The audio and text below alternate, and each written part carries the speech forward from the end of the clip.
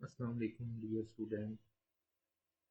Week 12 lecture 23-24। आज के जो हमारे पास लेक्चर्स के ऑब्जेक्टिव हैं उसमें सबसे पहले है आपके पास Pearson second coefficient of skewness. Last time तक हमने फर्स्ट कोफिशिएंट ऑफ स्क्यूनेस पढ़ा था। अब हमने पढ़ना है Pearson second coefficient of skewness. ठीक हो गया। उसके बाद हमने स्क्यूनेस फाइंड आउट करनी है using Pearson coefficient of second coefficient of skewness.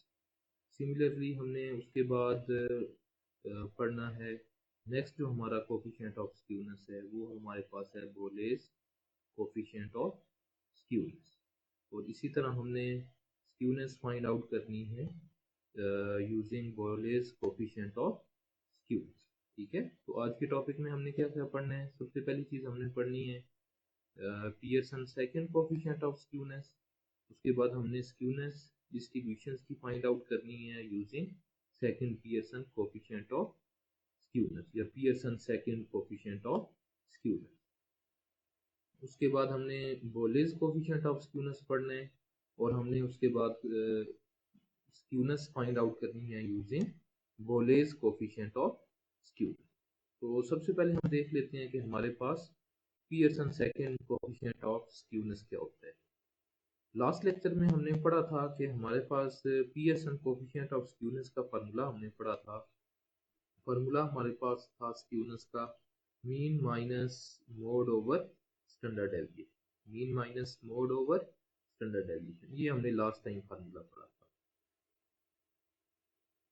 तो लास्ट टाइम हमने ये फार्मूला पढ़ा था। तो बट अब हमारे पास क्या होता है, सम टाइम जो है हमारे पास जो हमारे पास मोड है वो क्या होता है, इल डिफाइंड है। सम टाइम क्या होता है कि मोड हम फाइंड आउट नहीं कर सकते। मोड हम क्या करते हैं, मोड हम फाइंड आउट नहीं कर सकते। कैसी सिचुएशन होगी, क्योंकि हमने पढ़ा था कि मोड जो होता है मोस्ट रिपीटेड वैल्यू होती है। अगर किसी डिस्ट्रीब्यूशन में हमारे पास एक से ज़्यादा मोड आ गए तो उसमें हमारे पास क्या होगा, वो पॉसिबल नहीं होगा। या फॉर एग्जांपल हम ले लेते हैं कि सारी वैल्यू जो है वो इक्वल नंबर ऑफ टाइम जो है वो रिपीट होगी। तो इस तरह की केसेस में आपके पास क्या होगा, मोड जो है वो इल डिफाइंड। ठीक है, तो इसके लिए हम एक इंपेरिकल रिलेशन हम पढ़ते हैं। हमारे पास एक इंपेरिकल रिलेशन होता है, हमारे पास mean minus mode is equal to 3 time mean minus median. ठीक है, कि मीन माइनस मोड, मीन और मोड का डिफरेंस जो है वो आपके पास किसके इक्वल होता है, 3 इंटू मीन माइनस मीडियन। ठीक है, अब अगर इस रिलेशन को हम यूज़ कर लें, इस रिलेशन को अगर हम यूज़ करें तो हमारे पास इसमें अगर हम इस मीन माइनस मीडियन की जगह, मीन माइनस मोड की जगह 3 times mean minus median replace कर दें तो ये हमारे पास क्या बन जाता है, Bowley's second coefficient of skewness. Bowley's second coefficient of skewness क्या होता है जी, बेसिकली कि हमने लास्ट टाइम पढ़ा था कि हमारे पास जो स्क्यूनेस का फार्मूला होता है पियर्सन कोफिशिएंट ऑफ स्क्यूनेस का, वो हमारे पास होता है mean minus mode over standard average. अब सम टाइम क्या होता है कि मोड जो है वो इल डिफाइन होता है, मोड जो है वो डिफाइन नहीं होता। तो उसके लिए हम क्या करते हैं, उसके लिए हम एक इंपेरिकल रिलेशन यूज करते हैं। रिलेशन क्या होता है, mean minus mode is equal to 3 times mean minus median. अब जब ये रिलेशन इसमें रिप्लेस कर देते हैं तो हमारे पास फार्मूला क्या बन जाता है, फार्मूला आपके पास बन जाता है 3 times mean minus median over standard average. ठीक है, और हमारे पास इस फार्मूले को हम क्या कहेंगे, इस फार्मूले को हम बोलेंगे second Pearson coefficient of skewness. ठीक है, या फिर आपके पास Pearson second coefficient of skewness. अब जिस तरह हमारे पास फर्स्ट कोफिशिएंट ऑफ स्क्यूनेस लाई कर रहा था -3 एंड 3, यहाँ पे भी ये भी किसके बिटवीन लाई करेगा, आपके पास -3 एंड 3। और जो साइन है वो क्या करेगी, डायरेक्शन जो है वो इंडिकेट करेगी, स्क्यूनेस की डायरेक्शन जो है वो आपके पास क्या करेगी, इंडिकेट करेगी। तो वही बात पहले वाली कि हमारे पास अगर तो वैल्यूज नेगेटिव आ गई तो हमारे पास डिस्ट्रीब्यूशन जो है वो नेगेटिवली स्क्यूड होगी।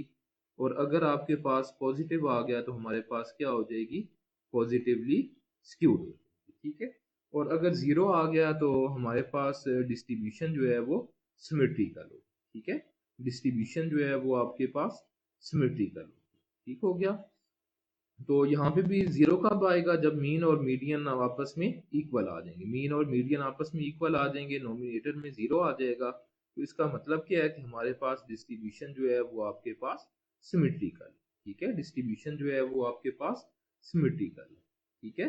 तो दो चीजें याद रखनी है, एक तो ये कि आपके पास जब मोड डिफाइन नहीं होता तो हम क्या करते हैं, हम इंपेरिकल रिलेशन यूज करते हैं। इंपेरिकल रिलेशन क्या होता है, mean minus mode is equal to 3 times mean minus median. ये जब रिलेशन हम रिप्लेस कर देते हैं मीन माइनस मोड की जगह, तो हमारे पास क्या आ जाता है, स्क्यूनेस का फार्मूला बन जाता है 3 times mean minus median over standard deviation. और इसको हम second Pearson coefficient of skewness कहते हैं। और इसमें भी इसी तरह इसकी रेंज जो है वो -3 और +3 होगी।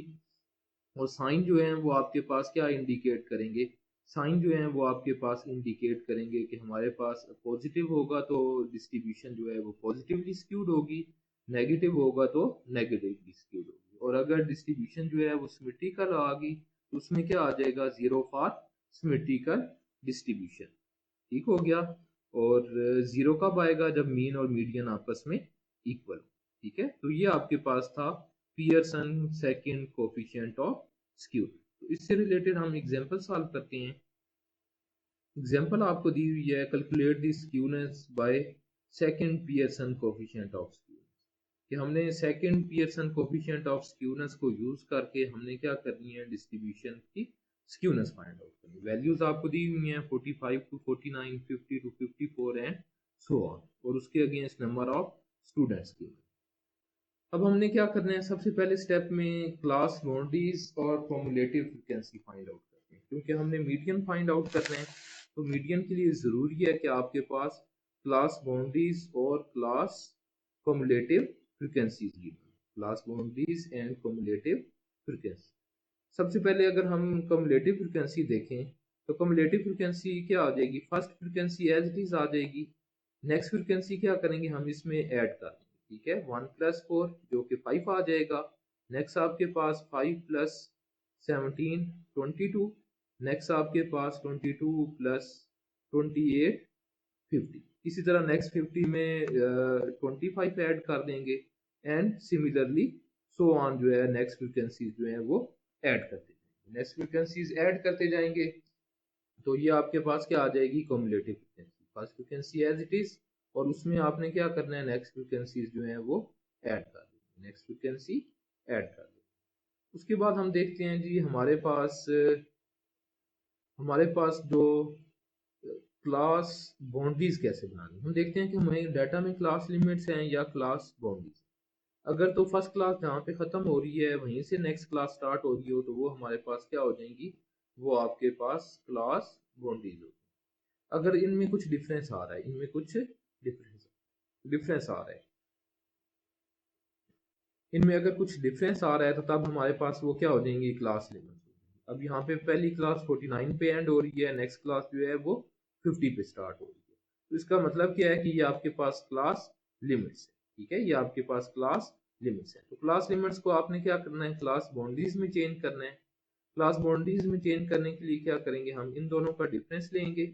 ये आपके पास 49 और 50 का डिफरेंस लेंगे, यानी कि 50 माइनस 49। 50 माइनस 49 जो है 1 आ जाएगा। 1 को 2 पे डिवाइड करेंगे, 2 पे डिवाइड करने के बाद जो भी आंसर आएगा, यहाँ पे 2 पे डिवाइड करेंगे तो आपके पास आ जाएगा 0.5।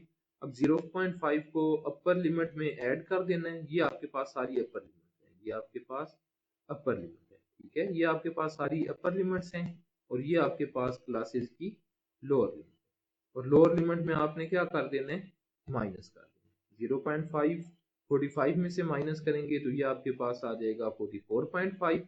नेक्स्ट आपके पास 49 में ऐड करेंगे तो ये आपके पास आ जाएगा 49.5 and so on. 49.5 to 54.5 and so on. ये आपके पास क्या बन जाएंगी, क्लास बाउंड्रीज।